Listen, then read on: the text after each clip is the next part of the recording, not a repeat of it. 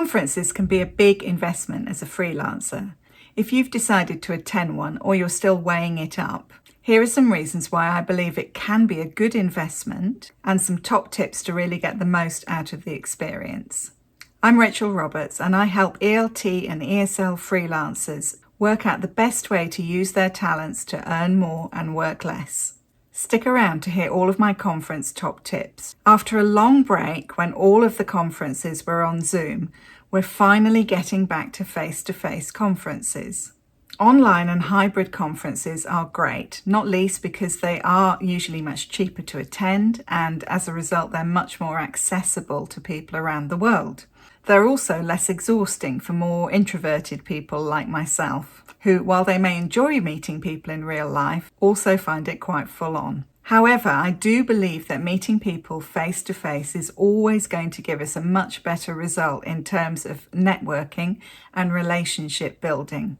And probably even learning as well, not least because of the long conversations about sessions you can have with people in the coffee bar afterwards. But as I've mentioned, it is an investment of your time and money, and as a freelancer, no one else is paying this for you. So the first thing to consider is exactly what you're hoping to get out of the conference. This could be getting new classroom ideas, refreshing your skills, and recovering some motivation. Finding out what's trending and getting ahead of the curve. Learning about what's happening in different ELT and ESL contexts around the world. Visiting the exhibition, checking out possible training providers or people who might be able to give you work in the future. Finding collaborators. Rather than seeing other people who do similar things to you as just the competition, I'm a big fan of looking at how we can collaborate with other people for our mutual benefit. It's rare that someone is offering exactly the same thing to exactly the same clients. And even if they are, you're not exactly the same people. So by collaborating, you're giving your potential clients a wider choice while simultaneously widening the pool of people available to you. Before you go, consider what kind of people you'd like to meet and network with. And maybe even if there are some specific people that you'd like to meet. If that's the case, maybe contact them in advance if they're people you already know a little online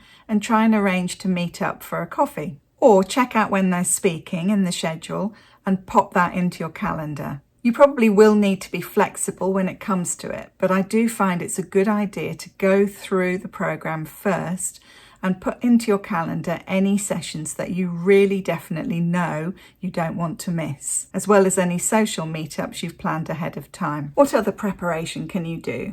Familiarise yourself a bit with the venue. There's usually a map in the conference program and the town or city where you're going to be staying. Work out where your accommodation is, how long it's going to take you to get between your accommodation and the venue. Start chatting online with people who are also going. This might be through the conference hashtag on Twitter or within a related Facebook or LinkedIn group and so on. This can be brilliant when you arrive and spot people you've been talking to online because it gives you an immediate conversation starter and you've already started to break the ice. You might even want to organise an informal meetup yourself the evening before the conference starts.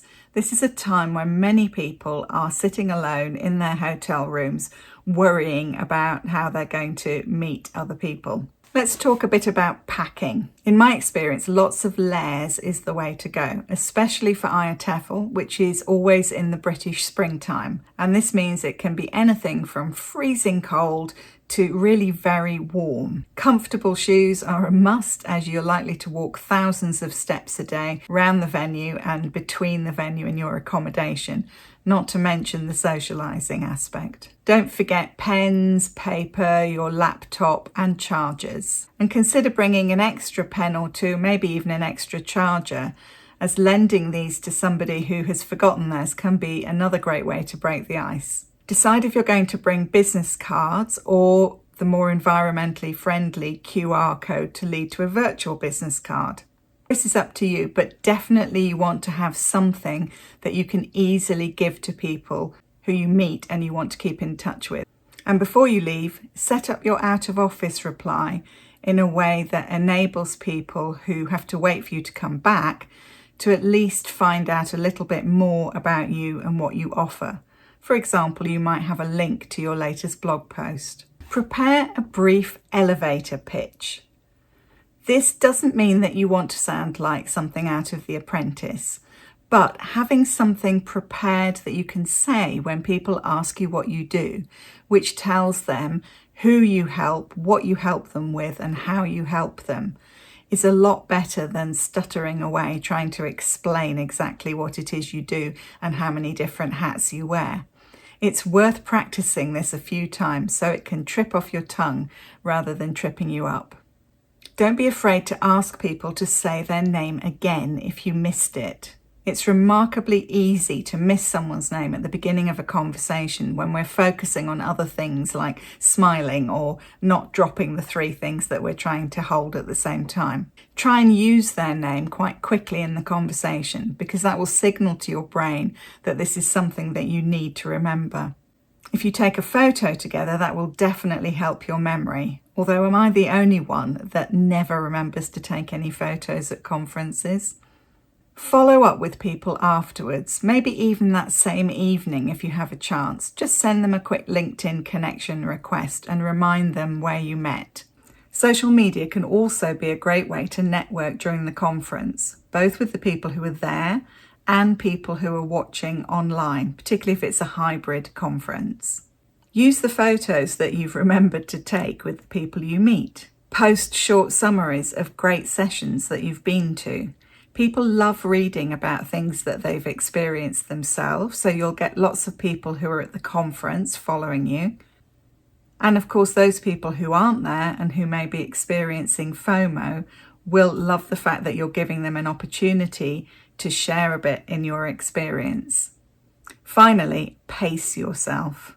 It's so important. Take breaks, eat healthily, get outside during daylight hours, and consider taking a cushion day off at the end to recover rather than plunging straight back into work afterwards.